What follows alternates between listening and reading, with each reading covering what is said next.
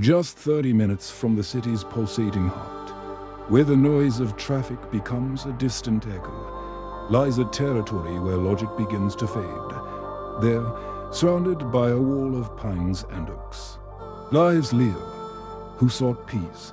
His estate is not a mansion, but a refuge of wood and stone, a place where time seems to move slower. His only constant company is Koda, an animal with sharp instincts who knows every corner of the forest. For Leo, routine was his armor, waking with the sun, working the land, and watching how the city lights painted the horizon with an artificial orange each night. But last Tuesday, that armor shattered. It was round 10 at night. Leo was in his living room, immersed in the usual silence, when he noticed something was off.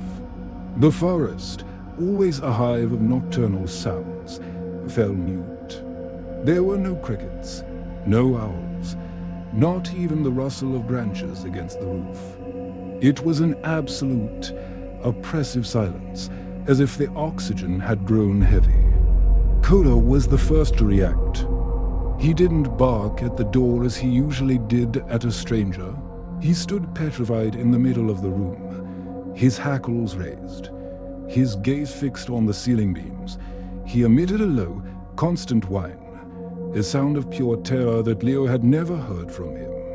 The animal then tried to dig into the wooden floor, searching for a refuge that didn't exist, until he finally crawled under the table, trembling violently.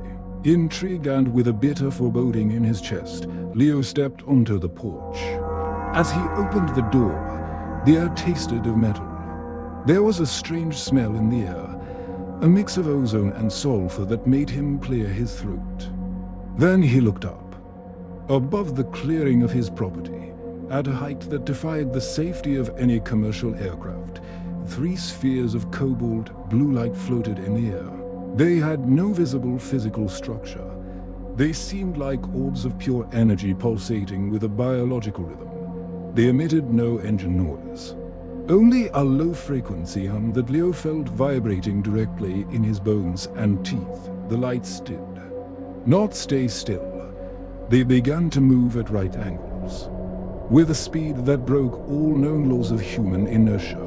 They chased each other in a perfect geometric dance over the estate. Suddenly, the 3 spheres stopped dead and converged on a single point above Leo. He tried to run to his car, but his feet wouldn't obey. His body was locked by an invisible force that seemed to have frozen. Time bound him. It wasn't a physical paralysis. It was as if his nervous system had been disconnected from the rest of his body. Leo stood there, vulnerable under the gaze of something that did not belong to this world. It was at that moment the message arrived. It wasn't a recorded voice or a radio frequency. It was a direct download into his consciousness. Leo felt a stabbing pain behind his eyes, and his mind flooded with images and concepts he couldn't fully process. They weren't words. They were pure ideas that translated in his brain as a sentence. The message from those beings was cryptic and terrifying. The balance has been altered. The noise of your world hides the silence of ours. Do not look to the sky for what you have already fractured on earth. We will return when the last light goes out. The wetness has been marked. After that last phrase, a burst of white light enveloped everything. Leo fell to his knees, blinded, feeling the ground vanish beneath his feet. When his vision returned, the forest was in gloom again. The lights had disappeared without a trace of their departure. Koda came out of the house, still trembling, and approached his owner to lick his hands, which were covered in a fine layer of grayish ash. Leo went back inside the house, but nothing was the same. Looking at the kitchen clock, he realized it wasn't 10:30. It was 5 in the morning. He had lost 7 hours of his life in what he perceived as barely 10 minutes. 7 hours erased from his conscious memory, but seared into his biology. He tried to use the phone to call for help, but the device was dead. Opening it, he discovered the internal circuits had melted, forming a solid block of silicon and plastic. The same happened with his car. The engine was intact, but all the electronics had been eradicated by an electromagnetic pulse of unimaginable power. At dawn, Leo walked his property and found what he was looking for: proof.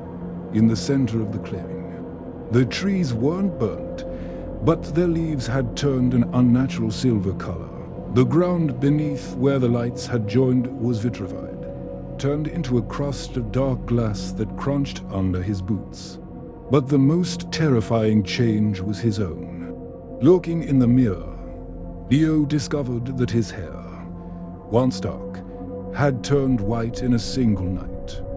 And on his right forearm, beneath the skin, he could see a series of luminous points forming an unknown constellation. The points pulsed to the same rhythm as his heart. Since that day, Leo no longer seeks solitude for rest. He seeks it to protect others. He knows he is a marked witness. Every night, exactly 30 minutes from the great city, he sits on his porch with Koda at his feet. The dog no longer barks. He merely stares at the stars with a human resignation. People in the city go on with their lives, unaware that just half an hour away, a man guards a secret that could change human history. The message from the beings still echoes in his head every time there is silence. We will return. And he knows it is not a promise. It is a countdown now. Leo spends his nights waiting. He doesn't know if the next encounter will be to complete the message or to take the witness away. But what he does know, as he watches the clock in his car now spinning backwards, is that humanity's time, as we know it, has begun to run out.